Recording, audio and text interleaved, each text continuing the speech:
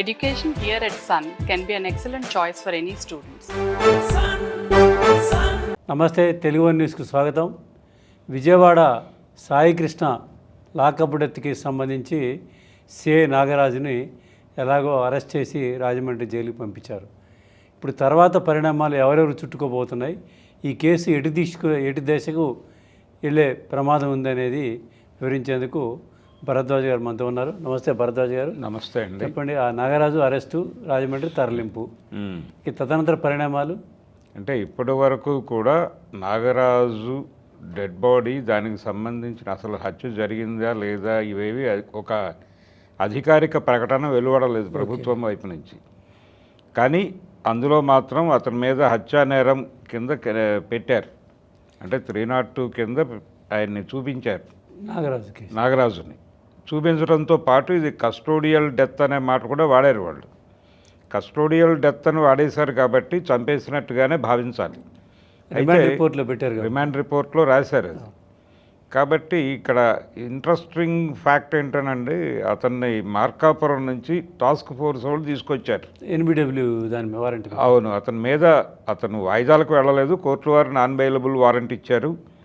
ఆ warrant execute చేయడం కోసం స్పెషల్ టాస్క్ ఫోర్స్ వాళ్ళు వెళ్ళి పట్టుకొచ్చారు. అతన్ని పట్టుకొచ్చి కృష్ణలంక పోలీస్ స్టేషన్లో అప్పచెప్పారు. అప్పచెప్పేటప్పుడు వాళ్ళు ఒక రిసిప్ట్ తీసుకున్నారు, ఎక్కడ స్టేషన్ సెంట్రీ దగ్గర. ఆ సెంట్రీ ఇతన్ని నేను తీసుకుంటున్నాను అని చెప్పి వాళ్ళకి రాసి ఇచ్చేశాడు, అయిపోయింది. సో ఆ రిసిప్ట్ ఉంది వాళ్ళ దగ్గర, టాస్క్ ఫోర్స్ వాళ్ళ దగ్గర. వాళ్ళ దగ్గరికి సిట్టు వెళ్ళినప్పుడు వాళ్ళు అది చూపించారు. అయ్యా మేము పట్టుకొచ్చాము అంటే, వీళ్ళు డ్యూటీ మీద వెళ్ళొచ్చేటప్పుడు వీళ్ళ దగ్గర ఒక డైరీ ఉంటుంది, దాంట్లో ఎంట్రీ చేస్తాడు అతను. మేము అక్కడికి వెళ్ళి పట్టుకొచ్చాము, ఇక్కడ ఎంట్రీ చేయించుకుని అతన్ని అప్పచెప్పేశాం, ప్రాణాలతో అప్పచెప్పాం. తర్వాత ఏం జరిగిందో మాకు తెలియదు అని చెప్పారు వీళ్ళు. చెప్పిన తర్వాత మధ్యలో 1-2 సార్లు అతన్ని చూసిన వాళ్ళు కూడా చెప్పారు వీళ్ళకి. ఏది, ఒక ఎస్ఐ ఎవరో స్టేషన్కి వెళ్ళినప్పుడు ఇతను అక్కడ ఉండటం చూశాడట, అది కూడా చెప్పాడు ఆయన సిట్కి. కాబట్టి అతను బతికి ఉండి ఆ స్టేషన్లో ఉన్నాడు అన్నంత వరకు నిర్ధారణలు దొరికాయి సిట్టు వారికి. అయితే సిఐ నాగరాజు గారు ఈ మదర్తో, సాయికృష్ణ మదర్తో, నువ్వు వెళ్ళి ఫోటోకి దండేసుకోవటమే, నువ్వు అనవసరంగా ప్రయాసపడకు అని చెప్పి ఒక మాట వాడాడని ఆవిడ పదే చెప్పారు మీడియా ముందు. ఆ మాట చెప్పడంలో ఇంటెన్షన్ ఏమిటి అయింది అనేది ఇప్పుడు ప్రశ్న. దీని చుట్టూ రకరకాల కథనాలు విజయవాడ నిండా ఉన్నాయి. ఒక్కొక్క ఏరియాకి ఒక్కొక్క కథ ఉంది అక్కడ. అంటే స్థల పురాణం అని చెప్తాం మనం. అలాంటి స్థల పురాణాలు 4-5 ఉన్నాయి అక్కడ. ఆ 4-5 పురాణాల్లో ఒక రియల్ ఎస్టేట్ గొడవ ఉందని, తర్వాత ఇంకొంచెం ఆర్గానిక్గా ఉండటం కోసం అతన్ని పర్సనల్ లెవెల్లో ఏదో బూతులు తిట్టాడని, ఎవరు ఇతన్ని టార్చర్ పెడుతూ ఉండగా టార్చర్ తట్టుకోలేక సాయికృష్ణ సిఐ నాగరాజు ఇంట్లో వాళ్ళని లాగి, అంటే మహిళల్ని లాగి బూతులు తిట్టాడని, దాంతో ఆయన ఆగ్రహావేశాలతో చితక్కొట్టాడని, అక్కడ ఏదో తగలకూడని చోట తగిలి చనిపోయాడనేది ఒక ఎస్టాబ్లిష్మెంట్. అది కొంత నాగరాజుని సేఫ్ గార్డ్ చేసేటువంటి ఆర్గ్యుమెంటే. రెండోది, ఏదో హైయర్ అఫీషియల్స్ నుంచి ప్రెజర్ వచ్చింది తప్ప నాగరాజుకి ఇంటెన్షనల్గా ఏమీ లేదు, ఆ ప్రెజర్తోనే ఇంట్రాగేట్ చేశారు అనేది ఇంకొక కథనం. దానికి లీడ్స్ చాలా ఉన్నాయి. దానిలో ఒక లీడు గంజాయి, డ్రగ్స్, దానికి సంబంధించి పొలిటికల్ లింక్స్, అదేదో ఓపెన్ చేస్తానని అతను బెదిరించాడు, బ్లాక్మెయిల్ చేశాడు. ఈ టార్చర్ ఇతను బతుకున్నంతకాలం కొనసాగుతుంది కాబట్టి ఇక్కడే క్లోజ్ చేసామని ఎక్కడి నుంచో ఇన్స్ట్రక్షన్ వచ్చింది.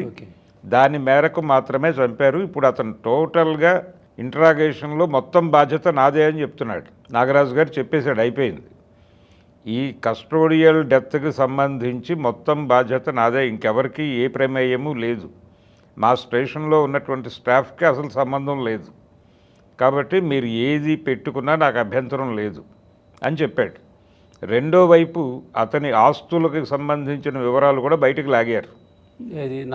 నాగరాజు గారి ఆస్తులకు సంబంధించి దాదాపుగా 100 కోట్ల ఆస్తి ఆయనకుంది అనేది ఎస్టాబ్లిష్ చేస్తూ వైఎస్ఆర్సీపీ అలాగే ఇతర సోషల్ మీడియా ప్లాట్ఫామ్స్లోనూ రకరకాల కథనాలు వచ్చేసినాయి. అంటే అతని బావమరిది పేరుతో విజయవాడ సరౌండింగ్స్లోనే ఒక పెద్ద బంగ్లా ఉందని చెప్పి దాని విజువల్స్ కూడా ప్రదర్శిస్తున్నారు. అలాగే అతనికి సంబంధించి ఆయన స్వగ్రామంలో కూడా చాలా ప్రాపర్టీస్ కొన్నారని, అవి కూడా వివిధ వాళ్ళ బంధువుల పేర్లతో కొన్నారని. వాళ్ళ పేరు మీద కొంటే మళ్ళీ ఇబ్బంది కదా. అదే ఇతని పేరుతో కూడా కొన్ని ప్రాపర్టీస్ ఉన్నాయని, ఇలా టోటల్గా ఒక 100 crore వరకు అతను అక్వైర్ చేశాడంటే అతనేమి చిన్న చేప కాదు.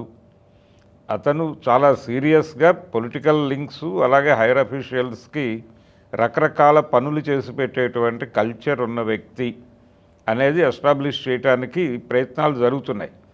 రెండో వైపు ఆయన చాలా సచ్చీలుడు, ఆయన దైవంతో సమానం అని చెప్పి వాళ్ళ స్వగ్రామంలో కూడా నిన్న ప్రదర్శనలు జరిగాయి.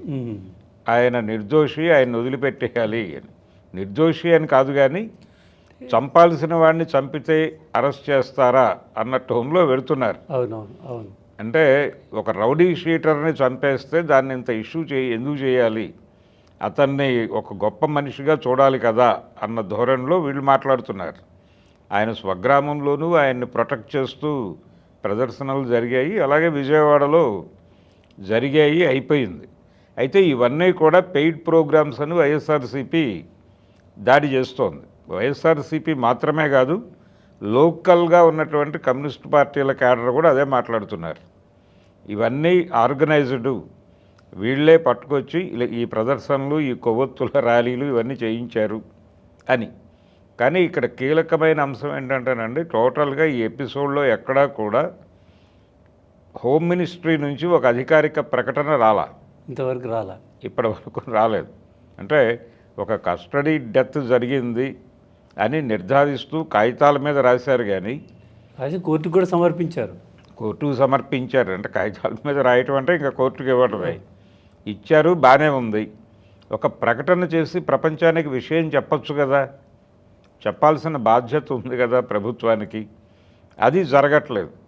అది జరగకపోవటము. రెండోది, ఈ మరణానికి సంబంధించి సిఐ ఇంటెన్షన్ ఏమై ఉంటుంది అనే యాంగిల్లో ప్రభుత్వానికి గట్టిగానే చుట్టుకునే అవకాశం ఉంది. ఇది ఓకే, అంటే ఓపెన్గా వాళ్ళు ఎందుకు జరిగింది అనేది నిర్ధారించి చెప్పకపోతే ఎవరి పద్ధతుల్లో వాళ్ళు లోకల్ ఎమ్మెల్యేల దగ్గర నుంచి మంత్రుల వరకు లింకులు పెట్టి రకరకాల కథనాలు సోషల్ మీడియాలో ప్రచురించే ఛాన్స్ ఉంది.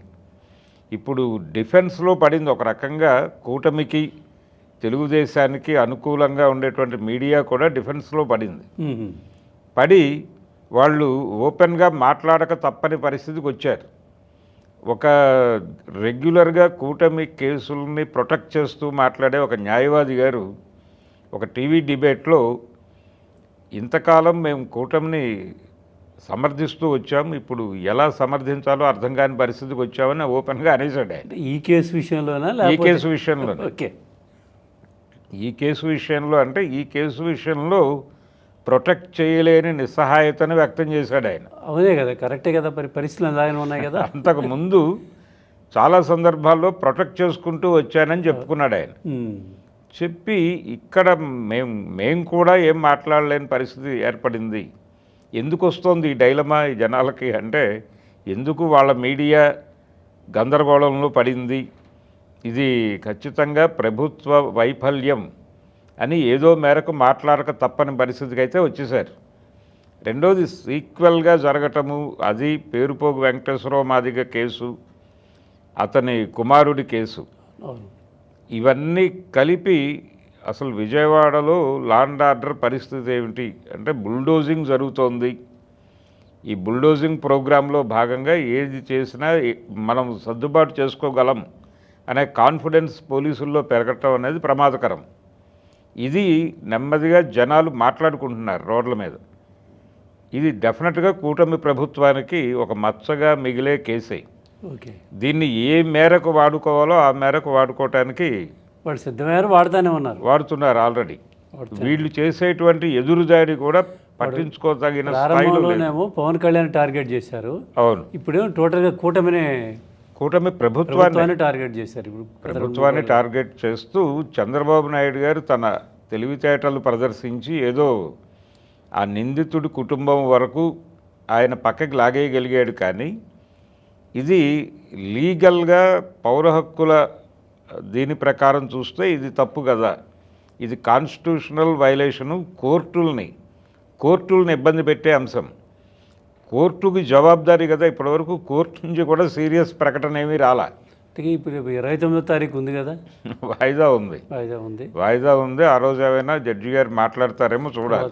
దాని మీద పిటిషన్ కూడా వేశారు విచారణకి, సిబిఐ విచారణకి. అవును, అది కూడా ఇవాళ రేపు వస్తుంది, విచారణకు వస్తుంది. ఇక అన్నీ చుట్టుకునే ప్రమాదం ఉందంటారు ప్రభుత్వానికి. కోర్టు సీరియస్ అవుతుంది కదా. మేము ఎన్బిడబ్ల్యూ ఇస్తే దాన్ని ఎగ్జిక్యూట్ చేయడానికి మేము పంపించినటువంటి సిబ్బంది పట్టుకొచ్చినటువంటి నిందితుడిని మీరు ఎట్లా చంపుతారు, మీరు ఎలా చంపుతారు? జ్యూరిస్డిక్షన్ ప్రాబ్లం కూడా వస్తుంది అక్కడ. అందుకని అతను కృష్ణలంక కుర్రోడే కావచ్చు గాక, కానీ పట్టుకొచ్చిన వాళ్ళు టాస్క్ ఫోర్స్ వాళ్ళు పట్టుకొచ్చింది కోర్టు ఆదేశాల మేరకు కోర్టుకు సబ్మిట్ చేయమని. సబ్మిట్ చేయవలసింది అంటే ఆ కేసులు ఉన్న స్టేషన్ ఇదే కాబట్టి వీళ్ళకి ఆ కోర్టు గుమస్తా గారు తీసుకెళ్ళి అక్కడ అప్పచెప్పాలి.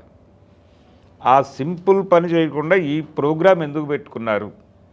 పైగా మేము ఇచ్చిన తర్వాత అన్ని రోజులు మీ దగ్గర ఎందుకు పెట్టుకున్నారు? అది మాకు ఇంటిమేట్ కూడా చేయలే, మీరు ఎందుకు చేయలేదు అని వాళ్ళు నెమ్మదిగా గొంతు విప్పుతున్నారు. టాస్క్ ఫోర్స్ వాళ్ళకి సిట్టు దగ్గర మాట్లాడే అవకాశం దొరికింది కాబట్టి వాళ్ళు ఓపెన్ అయ్యారు. చూద్దాం ఈ కేసు భవిష్యత్తులో ఎటు దారి తీస్తుందో, ప్రభుత్వానికి ఏ మేరకు చుట్టుకుంటుంది, న్యాయస్థానాలు ఎలా స్పందిస్తాయో ఒక వారంలోనే ఇవన్నీ బయటకు వస్తాయి.